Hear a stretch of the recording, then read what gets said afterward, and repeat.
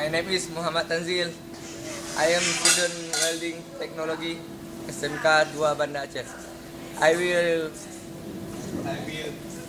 I can. I can I can take welding very nice.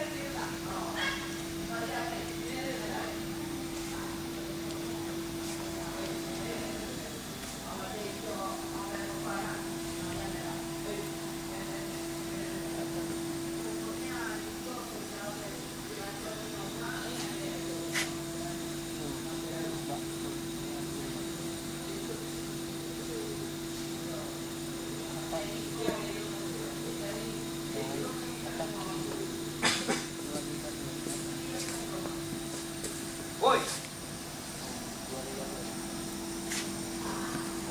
Yes. Gue masak lagi kopi.